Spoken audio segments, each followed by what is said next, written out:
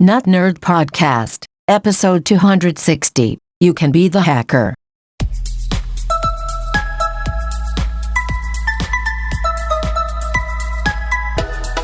Welcome to the Not Nerd Podcast. I am Nate Heath, and we are here to help you tech better. Here with me, as always, is Mr. Dave Baylor, and here with us, as in never before, Mr. Wesley Rice. Welcome to the show. Hey, guys. I grew up listening to you, so it's a real honor to be in the studio and joining you guys. Yeah, you grew up listening to us old fogies. Yes. Your childhood heroes. And what are you, 12 now? Is that your... I am. I just turned 13, actually. Okay. Wow. I can tell your voice is kind of changing a little bit. Yeah. Nice. Well, yes, Wes, you are no stranger to the show. You are a loyal listener, and you've called in. We've discussed things. We were talking about your parents' cell phone plan woes. I believe that was just last week. But yeah, we decided to have you on. We're going to try to get some more guests on the show. So any of you listeners, if you're interested in being on the show sometime, get in touch. Yeah, our standards are really low, obviously. The standards are way down there. So 13-year-old on. If you just anybody, like that one guy who listened one time from Bulgaria or whatever, just call us up. Oh, that would be great. Some international guests or more international guests like Elliot. Well, one of the reasons I suggested we have a guest this week is because it's episode 260. That is a lot of episodes. It is. So maybe every 10 episodes we can have a guest. Yeah. I wish it were more often, but we only have like 5 listeners, so they'd kind of get repetitive if we did them. Yes. Too often. Yeah, you wouldn't get enough of us if I actually remember to let Wes talk during the episode. But there were a couple reasons that I wanted to, that Wes came to mind. The first one is a topic that is near and dear to Dave's heart, and that is Candy Crush Saga. Now, I don't like to throw around the word phenom loosely.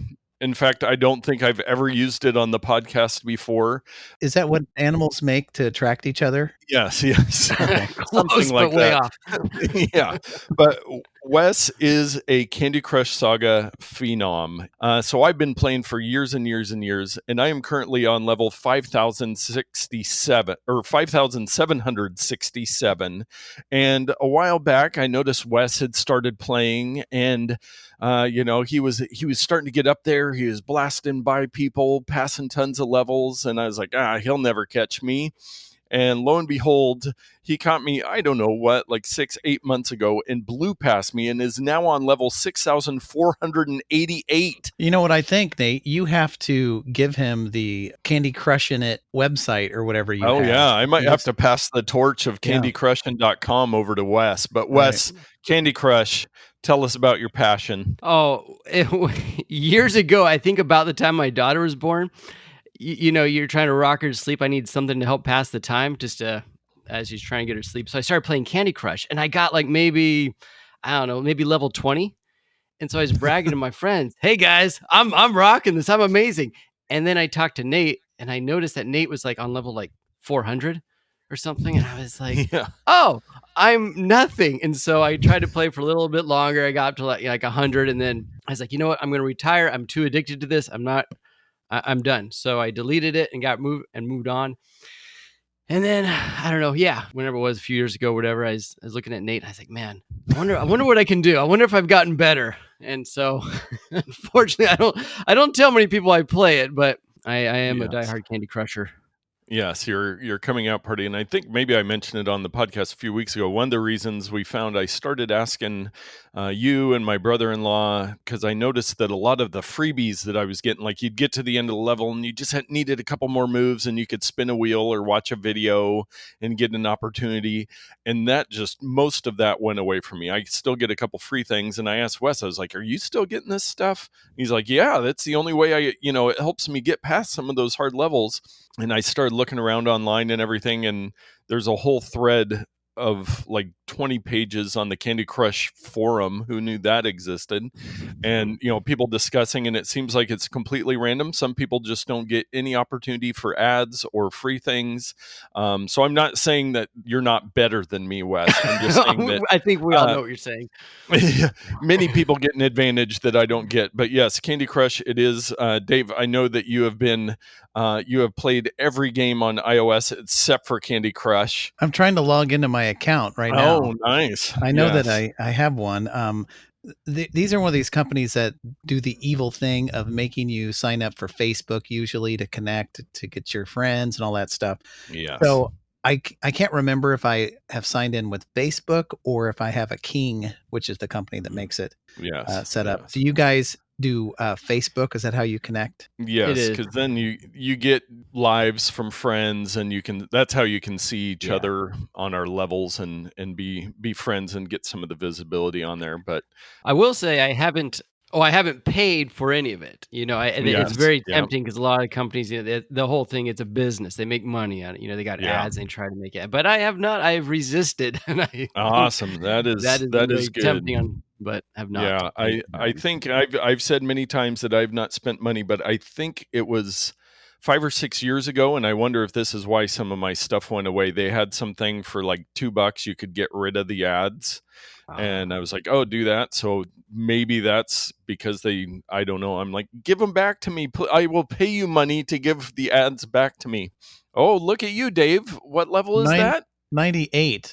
My camera's 98? not very good. Yeah. Hey. So I haven't played for a while, so I'm catching up to Wes. Out of my heels. I know what I'm doing after the show. Yes. Yeah. It's a great game. I really enjoy it. It's fun. It's challenging. It's a good one. But yeah, Wes, I wanted to make sure we brought that up since you have far surpassed me by many, many levels. And I wanted to congratulate you on your success with Candy Crush. Well, thank you. I didn't think I'd ever pass you, Nate. You've given me a lot of tips, a lot of good techniques about how to make progress in the game, and I think that has a lot to do with how I've been able to waste so much time.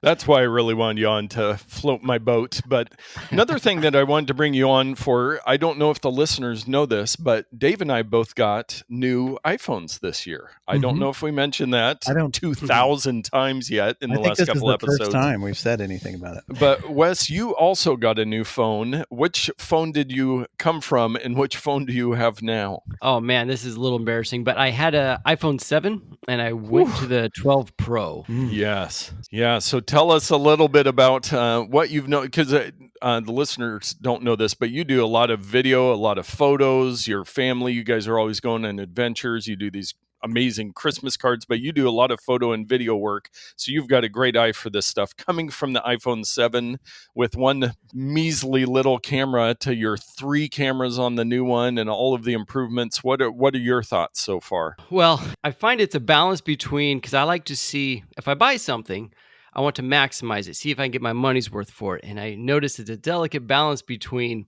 maximizing the old iPhone 7 and then realizing how much it's actually costing me by not upgrading.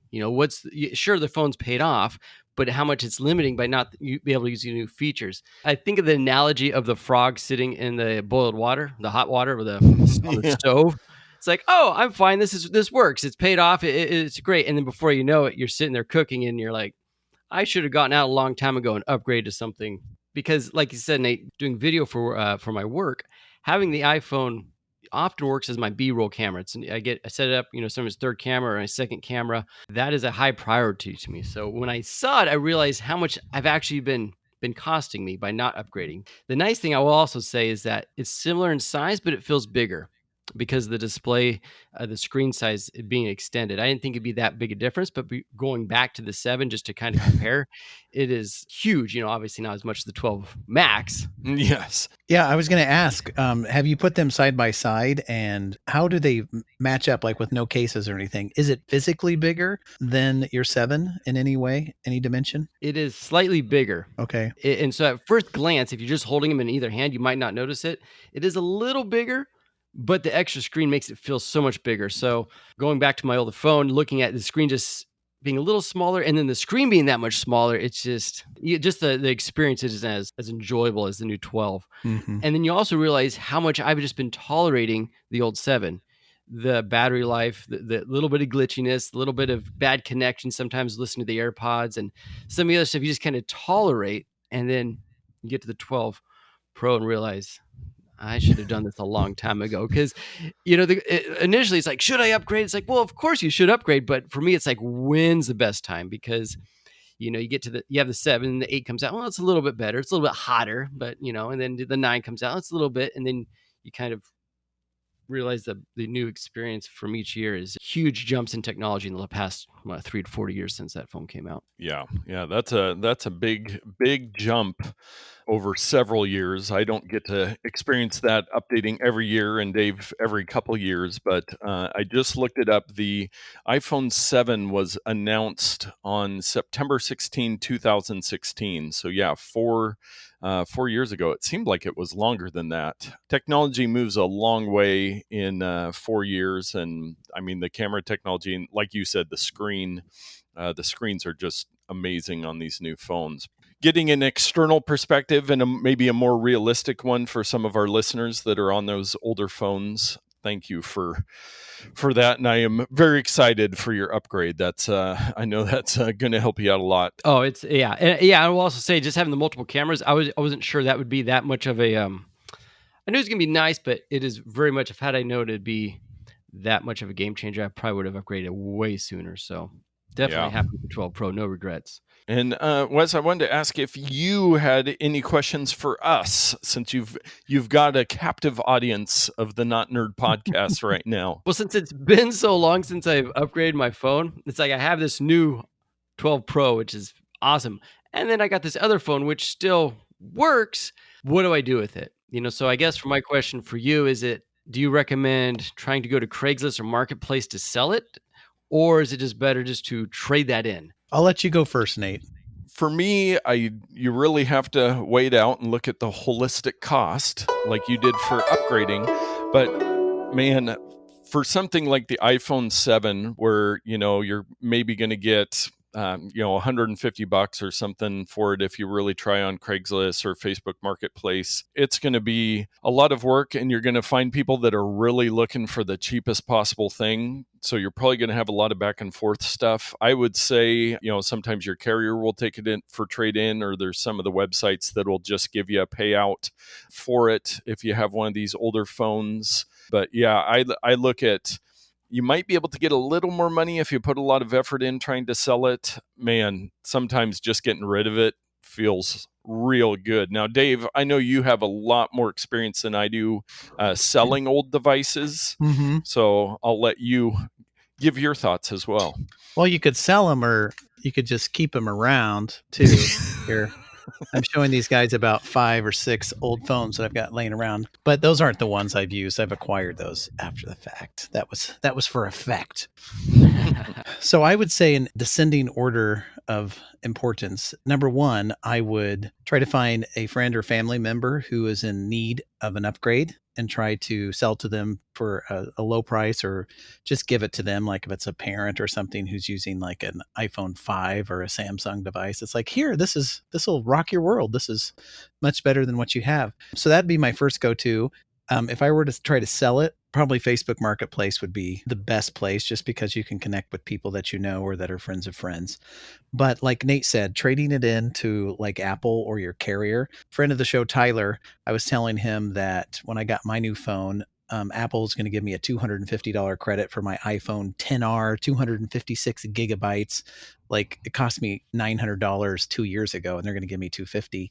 He's got a similar phone. I don't think it has as large of capacity, but T-Mobile was doing a deal where he was going to get like $450 for it. So if you shop around with the carriers or the different vendors, you might score a deal and get most of your value back from the phone, or keep it.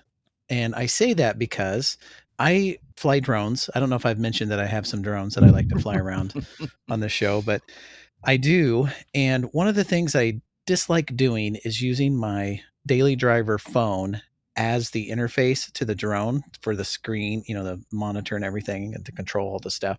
Because inevitably someone will text me or give me a call and I'm like, oh, I should be turning this off anyway because it could interfere with the radios. So I put it in airplane mode and I'm like, what if somebody's trying to get a hold of me? And so I'm always it's kind of a pain. So an older device could be a perfect complement to a drone that you have. You keep it in the box with your drone stuff and you go out and that's what you use as your screen. Maybe consider keeping it for something like that. Or I use older devices as well to run software, iOS software that's no longer compatible with the newer devices. I don't think the iPhone 7 is older or old enough to really qualify for that, but there's some apps that just won't work on the new phones. And so if I want to use those applications, I keep an old device around. And then sometimes I use old devices as a single use device. Like maybe I want a cool little clock app and it's just a clock, or maybe a weather app or something like that. And it's just hanging out on my desk. So that's a variety of things you can do with older devices. Ah, that's fantastic. That a lot of those I didn't even consider. So I'm glad I asked that. That's, because you come across that bridge every few years and usually most folks don't navigate it too often. So that's, I do got one other question. Since I'm not too familiar with phones and some of the stuff, because I was looking at just, I Googled, selling an iPhone. What do you do? Like deleting all this, restoring the settings back to original. What about the IMEI number? I came across that and some people are like, oh, you don't give that out because they can copy your phone or do something malicious to you. And other people are like, oh, that's kind of like the VIN number. You hand that out and they can verify if it's locked or unlocked or stuff like that. Is it something you keep private or is it something you can share low risk? What are your thoughts on that? So I did a quick Google search just to see, and this eBay buyer's guide, it says from the seller side, is a huge risk. Some sellers have lost their phone's usability to hackers after giving the IMEI out to criminals masquerading as potential bidders. The safest bet is to only give to someone who has already paid for the phone. So now I think you had mentioned this to me before, and I think one of the issues, or one of the reasons a buyer would want the number is I think that would be what is used to see if it is a stolen phone. I'm not sure if that's what they need. I think Apple's tool, I'm not sure which number is to see if things are stolen. But yeah, I think I would be leery of giving that out. But again, I don't know. Is a hacker really trying to get an iPhone 7? I don't know if that's an issue. So if it make or break the deal, I might give it to somebody, but I'll have to look that up and see what the use is of somebody having that number from you. I have two ideas. One, you can use the iPhone serial number to look up in stolen databases or check to see if your phone is still under warranty and stuff. Apple uses a serial number and they're against their database to reveal some of these things. So I would feel comfortable sharing the serial number because you can't really do much with it. One of the things that you can do with the IMEI number that you cannot do with the serial number is attach that device to a developer account, an Apple developer account. And so what hackers may do is get that IMEI, attach it and enroll it in their developer account. And then they have certain permissions to be able to do some things. Now, I don't know if they can just type it in and get control of your phone, but that seems to be something on the back end that the developers would use to enroll phones in certain programs. And so I think that would be the risk there. They could probably potentially put a profile or something on your device to lock you out. Gotcha.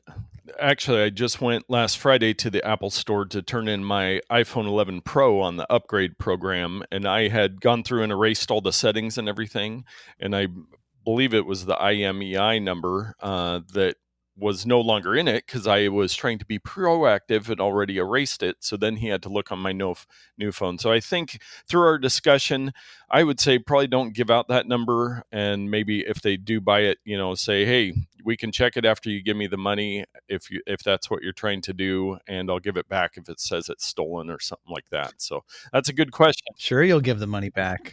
Yes, exactly. You can be the hacker. Yes. Okay. Well, we do have a little bit of follow-up this week. It's actually kind of nice that we had a good section of discussion topics with Wes, because last week being Thanksgiving week, besides Black Friday, which we'll touch on later, there was not much news. But one story I did see, now, Dave, I believe the last few years you have used Credit Karma's tax service. Yes. And I believe we discussed on the show as well that Credit Karma was purchased by Intuit that owns TurboTax and QuickBooks. And we said, well, what would they do with the tax division since they already have, the number one tax service? Well, now we know it looks like Square Cash and the readers you use at stores and everything, that they are buying the tax division of Credit Karma. So the endless mergers and acquisitions continue. Yeah, I was not really excited that Intuit bought them and folded them into their service because I was using Credit Karma to get away from Intuit because I didn't like how much money they were charging and all of that. And they've done a lot of things kind of on the back end through lobbying and stuff to the government to kind of solidify their market dominance over everyone else by making these rules and stuff, basically making the tax code complicated so that people would have to use Intuit to do their taxes when it could be much, much simpler. So anyway, Credit Karma was great and I kept using them. They didn't really change. I just thought they were going to kill it. I figured they were going to buy it and say, hey, all of you customers who found an oasis of a better company, sorry, you're back in the fold. I don't know. Maybe there's some history here. Maybe they, the Securities and Exchange Commission or something said, hey, this is not allowed. You need to get rid of this, or who knows. But Square, I hope, will be a good steward of the product. Otherwise, I'll be looking for something else. Yeah, it does look like it's selling for $50 million, which might seem like a lot of money to us, but in the tech division world, that doesn't seem like a whole lot of money. So, Square, they're doing a lot of good things and they continue to grow their business. And I will mention, just out of fun fact of the day, Square is owned and run, or partially owned and run, by Jack Dorsey, who runs Twitter as well. So some people might not be aware of that. We've mentioned Jack Dorsey in the past with some of the Senate hearings and that kind of stuff, but he owns both of those. So he has been very successful in the technology world. Wes, if you mind sharing what you guys use for doing your taxes. Well, we found if we use TurboTax, it's just, for where we're at situated, it's just easier and it's predictable. It stores everything on your computer so you can pull it up. And I hate doing taxes, so if I can do it in an afternoon real quick, it makes it easy. I've almost saved $500 in my savings account, so I think I'm going to start using a tax professional to do my taxes. Wow, since I'm a holy roller big spender these days. Yeah, moving up those tax brackets. Yeah. You are. I don't know if you want to reveal that kind of information on the podcast. You might have to cut that out. You might be getting some targeted attacks at your finances with that kind of balance. I hope not. I mean, I could buy maybe Wes's old iPhone with that amount of wealth. I'll get you a deal.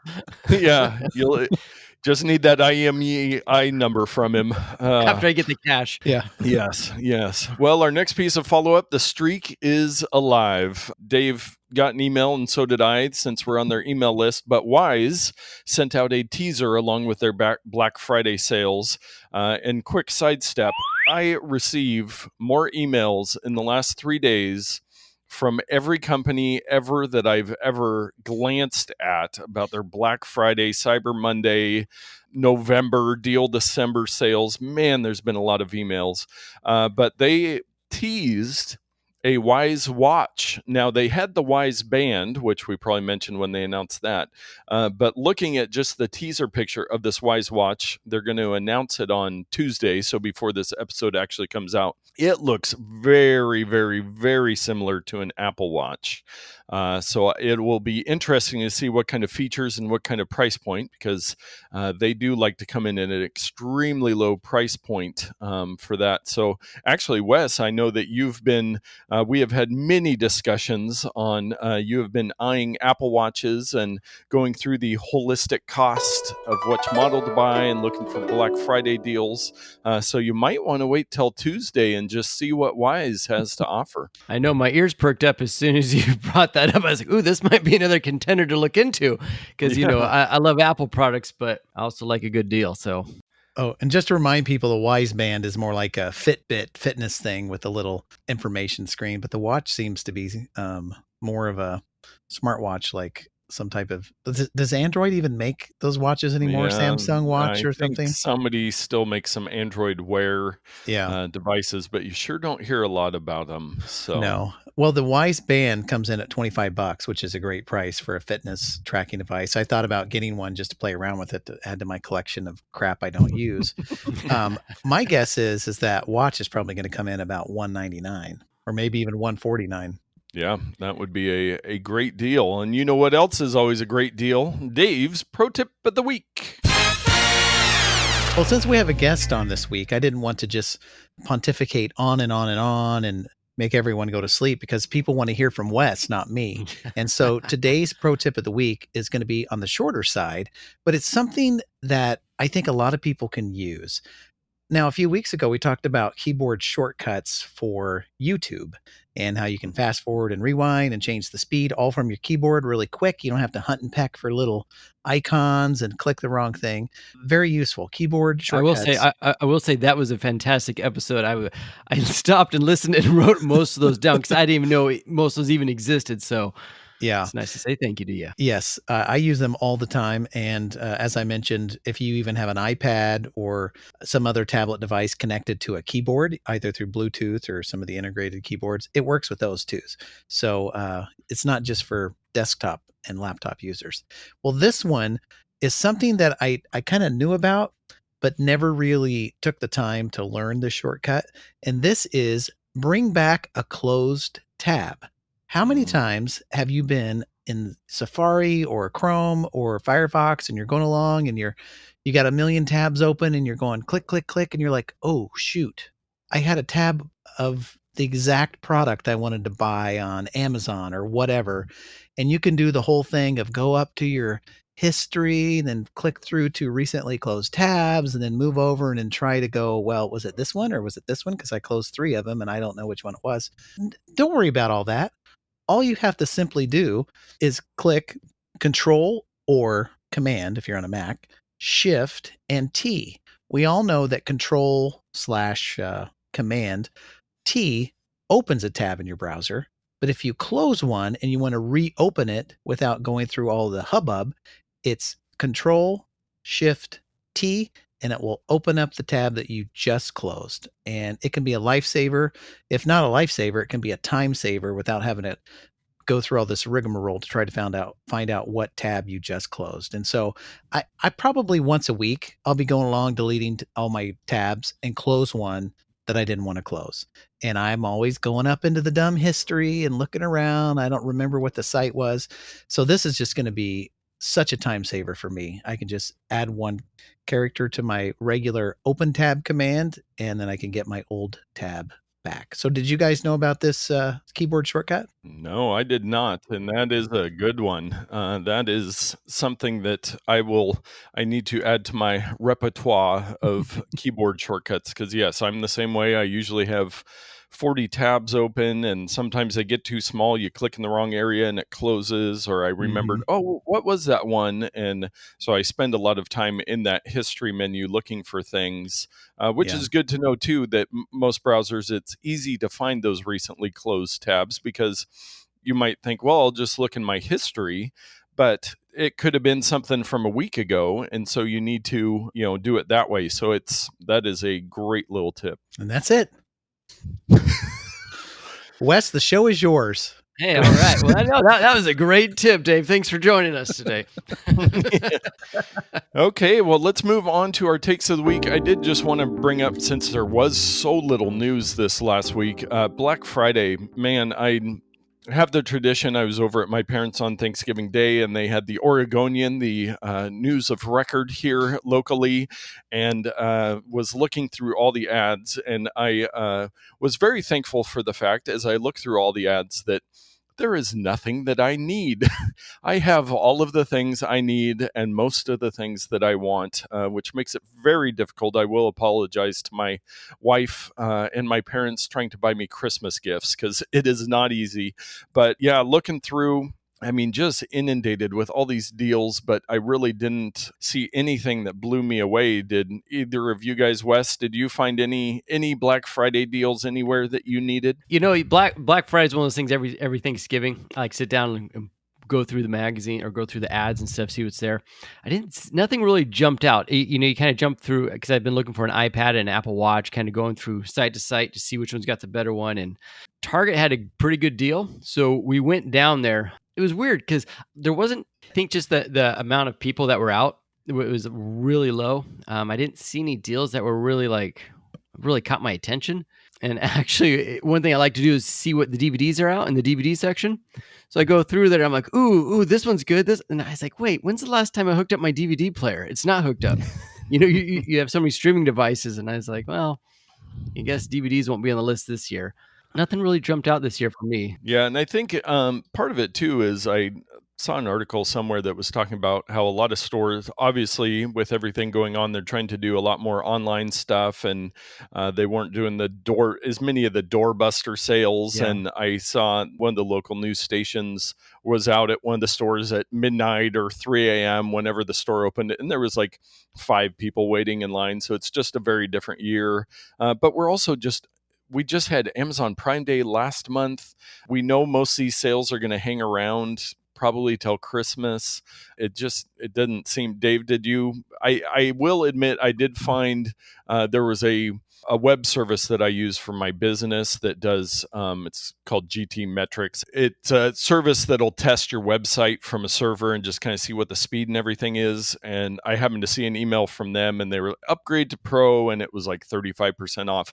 But I will say, kudos to customer service at my mustache wax company, Can You Handlebar, because I had forgotten they had a Black Friday special, and it was Saturday. I get so mixed up on the days with the 4-day weekend, but I was like, oh, I got to go check and order some of my mustache wax. I'm running low. I went to the site. They said sold out on the secondary, the extra strength that I use. And I'm like, it's sold out. Okay, to Amazon. It wasn't listed on Amazon. So I started getting a little flustered, but I went to Facebook, sent him a message on Facebook and said, hey, I'm having some heart palpitations here. What's the deal? And the guy responded, said, you know what? We had a bad batch. It was horrible timing with Black Friday. We're going to have some more soon. Give me your email address and I'll honor the discount, the Black Friday discount later on. So I did do that, but sorry for that rambling about mustache wax. Dave, did you find any Black Friday deals or looking at any Cyber Monday deals? Well, the only ones that really caught my eye were the Amazon Fire TV stick. They're very inexpensive right now. For $18, you can get an HD, which, 1080p, 720p one. And for just $30, you can get the 4K version, which is normally about $10 more. And coincidentally, I just purchased one because this morning at work, we utilized one of these devices, and it's just, for the past few weeks has been just a pain in the butt, not working right, having to refresh it, reset it, unplug it. And I'm just like, the thing was $40. I bought the 4K version a while back. I'm just going to bin it. And then I'm going to take my HD version, which is all I really need for that use, and replace it. I mean, if you're going to buy a Fire Stick, this is the time to do it if you're an Amazon fan. I also saw Tunnel Bear, which is the VPN service, sent me an ad that said 67% off for whatever. So if you're interested in signing up for a VPN, Black Friday, Cyber Monday is kind of the time to do it because that's when all the sales go on. I've received several from VPN services. If you don't know what that is, then you don't need it. And then the last thing, I noticed that Hulu, they are normally like $5.99 a month for the ad-supported service, which I don't typically like paying money and still watching ads, but that's the world we live in. They have a $1.99 per month for 12 months that usually goes on. And the trick there is you're not really eligible for the $1.99 price if you're already a subscriber. And so my 12 months was up because I got the Black Friday deal last year. And so you just merely switch to a different account. I mean, you're going to lose some of your history of what you watched and something like that, but the extra pro tip here, and we've covered this before, if your email is david@gmail.com and you still want the emails to come to that address without signing up for a new email, simply add a plus symbol and then another word. We've talked about this before. This works on Gmail, not necessarily on other email services. So David, the plus symbol, Hulu @gmail.com. now would become my new email address, which I could sign up for Hulu at the $199 price. The emails still come to my regular email address when they come in. Google ignores anything after the plus sign. So if you want to bounce back and forth between different accounts to take advantage of some deals, that's a great way to do it. Yes. And the great thing is all of this discussion we're having on these deals probably won't be valid by Wednesday, but you can still look out. And if there's something you really need, go check it out. But if you did find something good, let us know and let us know how it's working out there. This next story, I didn't even realize this existed. The title is Amazon expands IP accelerator to Europe after US SMBs registered 6,000 trademarks. Now, there's some acronyms in there. IP, this isn't IP address. This is intellectual property. And SMB is small to medium-sized businesses.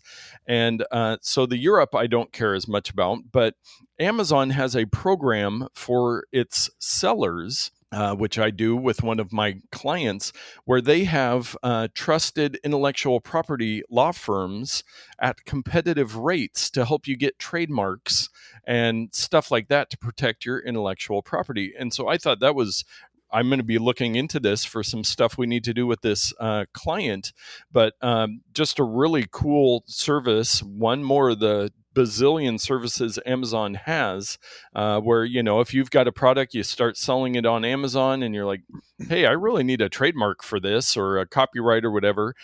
They've got a service built in right there. And Amazon's selling for, I think, about a year now and had never come across this. So when I saw that they had expanded to Europe, I said, hey, I'm going to look into this. So it's a really nice service, for a small business that doesn't know where to get started. So there are great services out there like LegalZoom if you don't have your personal attorney or your business attorney that you go to for these things that can help you with trademarks. But the fact that Amazon has this built in, I think it is a good thing. The other story I had this week, there was an interesting story coming out of Santa Clara County, which some people, geography buffs, might know that is where, or Apple buffs might know that is where Apple is located. And there have been some indictments in some bribery schemes. And of course, the one that got all the headlines is that Apple's chief of security, Thomas Moyer, was trying to receive some concealed weapon permits. And it seems like the sheriff's office said, well, hey, you know what?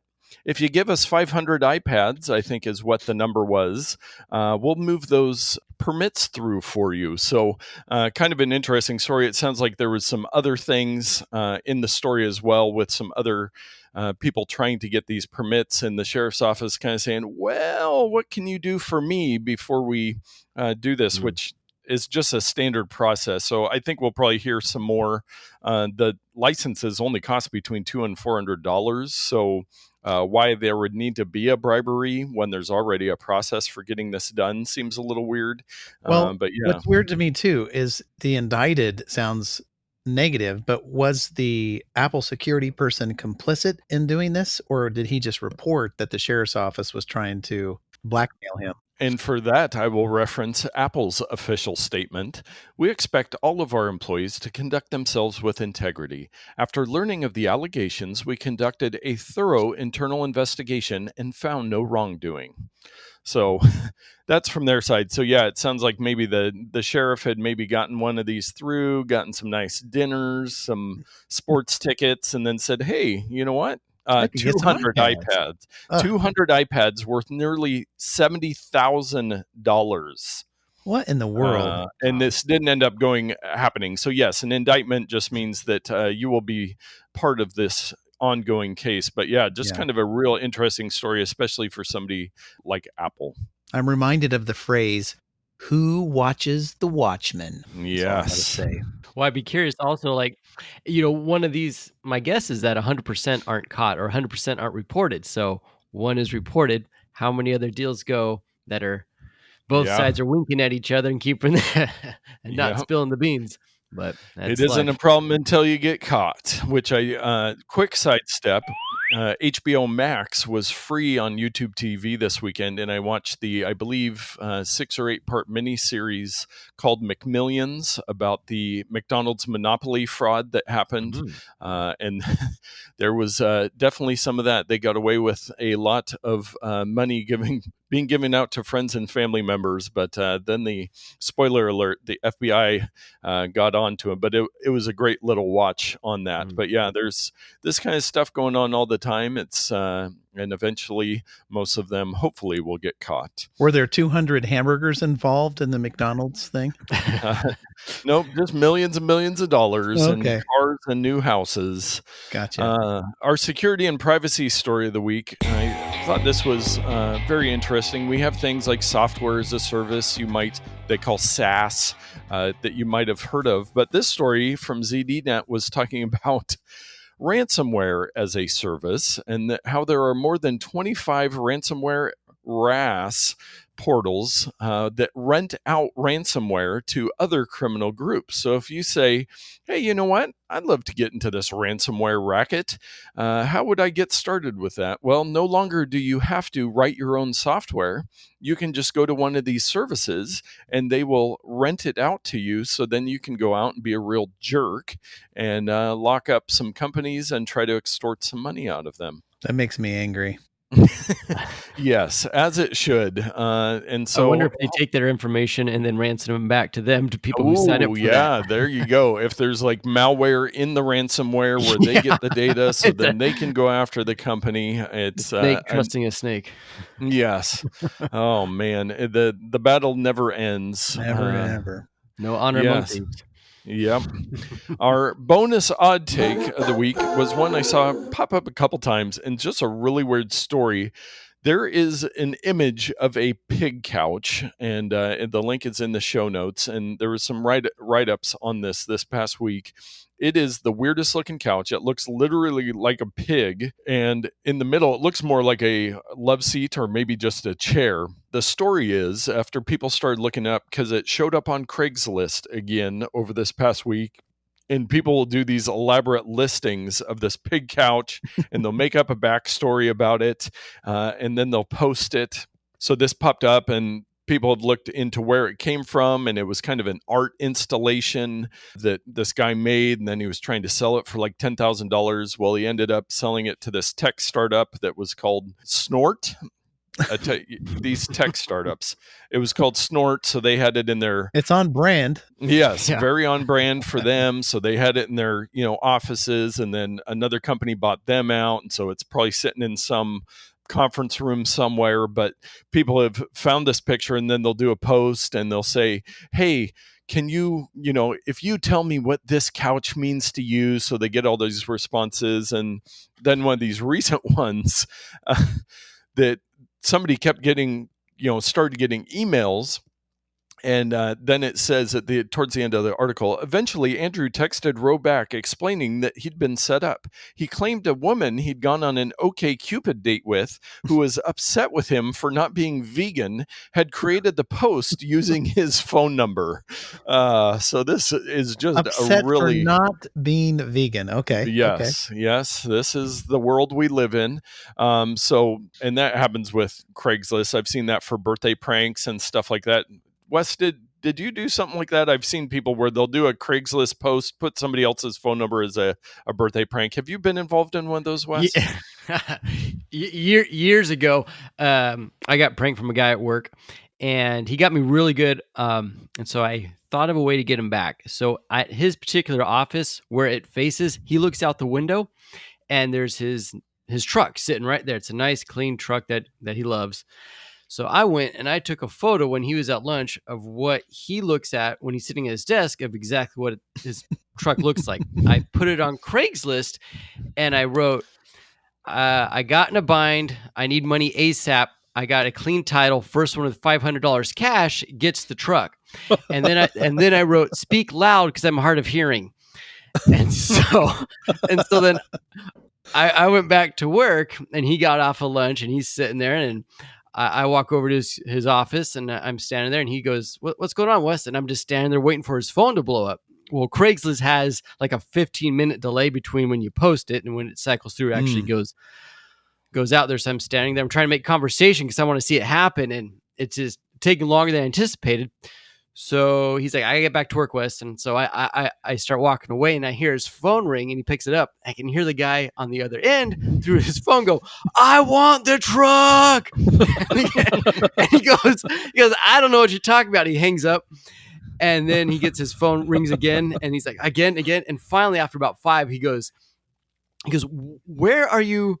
Why do you think my truck is for sale? And the guy goes, well, it's on Craigslist. And so he types it up real quick, search. He looks at the photo. He looks up, sees exactly what he looks at me, and he's like, you got to take it down. I go, I'll take it down a little bit. I think you need to suffer a little bit longer. Well, at the time, this was a while ago before smartphones. So he had the old flip phone, which means guys were leaving voicemails, and the only way he could delete them is after listening to them. He could delete it at the end. So he had probably, I don't know, however many messages of guys just yelling, saying they want his truck. So that's hilarious. So he's got me back. We've gone back and forth through the years, and so now he's got me again. So now it's my turn to get him with something, but I haven't thought of it yet. Nice. Well, maybe the pig couch is the way to go. That did cross my mind. That might be perfect for him. Yes. Well, you know what's perfect for all of us? Our picks of the week. Wes, do you have a pick of the week for us? I do, and I don't recall if you guys have talked about it, but one site I use all the time is WeTransfer. There's a lot of different ways to transfer big files, but for work, I do a lot of work with videos and photos with customers, and each one's got a different familiarity with Dropbox or Apple or just different platforms for sharing large documents. The one thing I like about WeTransfer is that they have a free service, that it makes it very easy. You can either send it directly from there with an email, or you get a downloadable link. The downloadable link is live for 7 days, so it gives them a nice window to download and access the files. And you can also set up a free account. So when you set up a free account, you can send somebody I think it's up to 2 gigs. There's some limit on the size, but usually it's more than enough for the type of work that I'm doing with customers. I can send a little quick description saying, go to WeTransfer.com, just drag and drop it. It'll give you a link and you can send it to me. Or if I'm sending it to them under my account, I'll get a notification when they download it. So that way I know they receive the file. And I always say, I've done this hundreds of times, and I always write, if you have any trouble accessing the files, let me know. And I've had 0 people say they've been unable to access it, which is encouraging because the people I talk with are between like tech illiterate and very savvy. And so it's able to cover the gamut for the average user to be able to transfer large files, photos, videos, and stuff like that. Nice. Yeah, that's great. We've used that for some of the things that you and I have done, and I get WeTransfer links from you, but I forget to use the service myself. So it is a very simple way to easily get larger files to somebody. So that is. I'm really surprised that they have a free tier. You'd think, they'd at least charge you something or show you an ad or something like that. Yeah, no ads. You can pay for if you got larger, like, I don't know, hour-long videos or something you need to share. But for the most part, anything I've done it's been not needed. So great. Yeah, it looks like it's $12 a month if you do go to the Pro, and you get storage and stuff can last longer and all that stuff. But yeah, free, and you don't even have to do an account if you just need to do it one time. So very cool service. Dave, what do you got for us? Well, this week I have made a purchase that my wife was not too impressed with. It's Nintendo's 35th anniversary this year of Mario, and he's the little plumber that we're all familiar with. And I saw a funny cartoon the other day. It was Mario and Luigi walk into their house, and the mom is there to greet them, and it's like, oh, it's the Mario brothers. And Luigi kind of goes up to her sad and says, hey, Mama, why don't you ever call me by my name? It's always, the Mario. She goes, oh, I'm so sorry, Green Mario. Luigi gets no love in that household for sure. But since it is the 35th anniversary of the Mario brothers, including Luigi, I purchased this. It's supposed to be a time, not a time sensitive, an exclusive timed offer. The Nintendo Game & Watch. This is a small handheld device. This is a replica of the first handheld gaming device that Nintendo made years ago, back in the 70s and 80s, I guess. It would have been in the 80s. Before the Game Boy, they had these Game & Watch, and they were just little LCD screens that with the gray on the back and the black stuff on the front. And if you were familiar with these, they work much like a digital clock, where there were areas of the screen that would just turn black or transparent. And so there was really no pixels or anything like that. And so it's a replica of one of those. But in addition to playing the original Balls game where you juggle balls back and forth, they put a full color display on this, and you can play Super Mario Brothers just like on a Game Boy or whatever, the old NES version of Super Mario Brothers.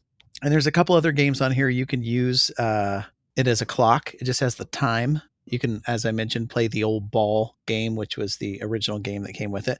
And then you can get Super Mario Brothers, The Lost Levels. And you can play those 4, quote, games, 2 games, 3 games and a clock, I guess. And then after March 2021, these are no longer going to be available. So get them now while they're hot, because they're going to sell out and you won't be able to get one. But kind of a fun piece of history. So if you have $50, that's what they cost. I would say run out and get one if you're a Nintendo or a retro video game fan. Very cool. Very cool. Well, Dave, every week or many weeks, you like to come and bring the enjoyment with a new game or a new gaming system like today. And now for 2 weeks in a row, I also like to bring enjoyment with new cables. Because who doesn't need more cables? Yeah, last week it was a MagSafe cable for the new USB Type-C for your newer computer. Yes. So what do we got this week? Well, today we have the USB-C extension cable 6-foot Stucci new version USB-T. Wow, I've never had to start one of these over. I'm starting it over. USB-C extension cable 6-foot Stucci new version USB Type-C 3.2 male to female fast charging and audio data transfer cable for iPad Pro, MacBook Pro, Galaxy S20, Ultra Z Flip, Dell XPS, MS Surface Book. So what you had me at Dell XPS. Yeah, exactly. Where they come up with some of the things that they try to jam into the Amazon titles. So USB-C, like my cable last week, we're getting more and more of it everywhere. And so what this is a nice long 6-foot USB extension cable. So one side has your typical male USB-C connector, and the other side is your female USB-C type connector. For instance, this past week, I have, several USB-C docks where you can connect in older USB things and SD cards, Ethernet, all that different stuff that we've talked about in the past. Well, I was using some external hard drives I wanted to have on the ground, but I wanted to have my laptop on my lap. So I just plugged this in, one end into my computer, the other end into the USB-C dock, and I had 6 feet of space instead of the 3 to 5 inches that is standard on the dock. So it's a great little cable. It's well built. It's one of the braided ones. But extension cables in general, I also have a lightning extension cable that is similar, so that I can plug one into my iPhone. And if I'm using something like the DJI Osmo Pocket, which all 3 of us have used and we've raved about on the podcast, you can extend out with that and do some different things. But yeah, if you've got USB-C, if you're using USB-C stuff, you might need an extension cable in your arsenal of cables. Ask for it by name. That sounds really cool. Yes, and so it does come in at $13.90 with an extra 5% off when you apply the coupon on Amazon Prime. Well, you typically ask me. I was going to be in the 17 range, so I would have been high today. Yes, and it does have 4.5 stars on 2,230 ratings. So it's a well-built cable, and I have already found use for it because sometimes I buy things before I necessarily have a use case for them, just in case. And they sit in your garage and in the box, and then you sell them at a garage sale many years later. Yes, I'm getting ready for my semi-annual garage organization attempt where I find some of the things that I purchased and in a quick cleanup put aside out there. So it's always a scavenger hunt of finding devices that I might have around, and maybe we'll have to start doing some giveaways because there's a lot of stuff in my garage. Well, that brings us to our Ramazon purchase of the week. We love it when you guys shop through our Amazon links. I know, Wes, you do that often when you're purchasing things on Amazon, and I like going through the reports. Now, this is, I know who purchased this because they called us out for not picking them last week on the Ramazon purchase of the week. It was a friend of the show, Todd. It is the TacLife T8 800 amp peak 18,000 milliamp car jump starter with LCD display, up to 7-liter gas, 5.5 liter diesel engine, 12 volt auto battery booster with smart jumper cable, quick charging. So I'm a little skeptical of the 7.5 liter and the diesel and stuff. I'm not sure that's really relevant for this product. Why does it matter what type of engine? Well, I have had in the past cars that did not have good electrical systems or batteries, and I have found in different circumstances that smaller vehicles, like with traditional jumper cables, do not have the power to jumpstart larger vehicles. So I think this thing is pretty robust looking. I will send you guys a text message with a picture of this one. We've discussed some of these in the past. I have one that is extremely large. This one is pretty portable, and it's got a flashlight on it. You can use it as a charging device. It's 18,000 milliamps. And then it's got these big old honking connectors with these nice big handles to jumpstart your car. And in talking to Todd, he was actually able to use his because he was having some battery issues, and it worked very well. Wow. But it's got a 8 protections jumper adapter. So this thing is very well thought out. And it does have perfect 5 stars on 1,150 ratings on Amazon. How many milliamps does it have? It's 18,000 milliamp. So I notice it also has a 5-volt output that you can plug in a USB port. So this would be something great to take camping. And at 18,000 milliamps, it should last you all weekend charging your phone, your laptop, maybe not your laptop, but your iPad for sure. Wow. Yeah, and I don't know if you guys noticed, there is also on top of the device, it's a very cool looking red and black, futuristic thing. It's got a little compass on there too. So if you get lost in the woods, you're good. Yeah, when your battery dies in your car and you need to know, find true north, you've got the compass on there. So that's the amazing thing, that they're able to cram so much tech stuff in one little item. It has one purpose, but it actually serves as multiple purposes because they're able to get all that extra technology put in there. And I guess that's probably also why they got a perfect star rating on Amazon. I'm going to go, even though I do not have one of these, I'm going to go out on a limb and say every automobile in the United States should have one of these in the glove box, in the trunk, somewhere. And I know if it gets too hot in the area that you live in, it's probably not safe to keep 18,000 milliamps of battery. Use the best judgment. But something like this, especially like in the wintertime, can be a lifesaver, a literal lifesaver for some people if they get stranded on the side of the road. Yes, yeah. And I sent you a picture that actually Todd sent me to give you just an idea of what it looks like hooked up in a vehicle. So it's pretty big. Size. Yeah, so it's definitely got more packed in there than like just a traditional battery charger. But the one I have is like, not suitcase size, but gallon of milk size. So there are a lot of these devices out there. So now we get to ask, what would you pay? Wes, as a guest, what would you pay for a device like this? Are you familiar with these devices? Yeah, I have an old one I got as a gift maybe 20 years ago, and it was considerably bigger than this. It was about the size of a suitcase. So I was actually surprised how small it was and how much more features it has. But I don't know the price since it was a gift. So I would probably say in the ballpark of $49.99. Okay. And Dave, what would you pay? Well, not to be outdone by my friend and co-host here, Wes, I'm going to go a little under because it's Todd, and he is notoriously cheap. So I think this was $39.99. Well, you guys are both off. $69.99. Oh. Now, Yeah. maybe So the this- compact size is what made it a little bit more expensive. It's about this. I'm going to say it's about the size of a 7-inch Amazon Fire tablet. That's about the footprint. Yes, and a little thicker, but yeah, Oh, I am much looking thicker. quickly at related products and the like, and it does look like this is the price range. But hey, to not have to, for the amount of times that I have had to beg people in the parking lot in the past for a jump start, Mhm. to have this and just be able to instantly know that, hey, you can get it going right away and have a battery backup if you get stranded and you need your device or whatever it is. Very cool little device. So Well, as with many stories, they often they're interesting because they open up a mystery and add more questions in the answer.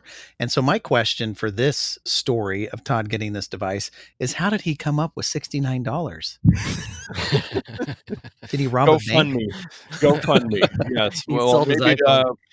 maybe we'll have to have Todd back as our next guest. Yeah, and he we can let us know the saga. discuss further. But yeah, the Tac Life battery jump starter, there's a lot of these out there. I think I even saw some around for Black Friday and the like. But yeah, definitely for the person who has everything, having a device like this would be a good, just practical gift or recommendation for them. Mhm. So Yeah, it seems worth it.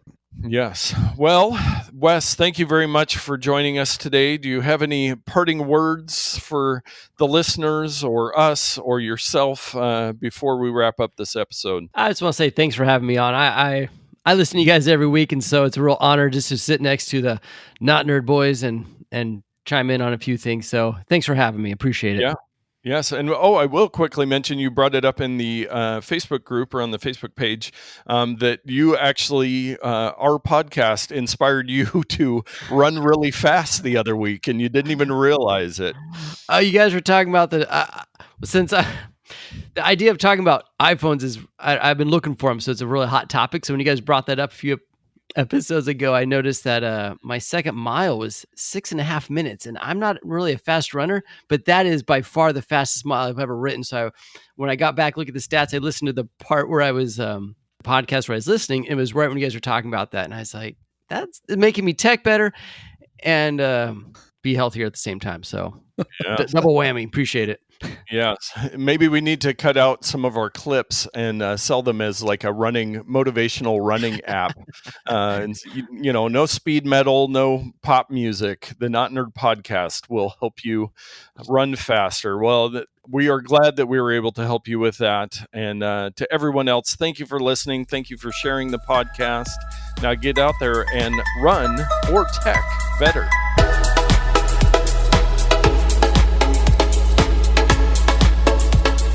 And then we do high. Yeah, high, Okay. not maximum. We do the show high. Joe Rogan. Yeah, I'm trying to get on that Joe Rogan bandwagon. Dave will give us a 3, 2, 1, and then Yeah, I'll go 3, 2, 1, click, and that's when you click the start. This is the only thing I'm in charge of on the show. So 3, 2, 1, click.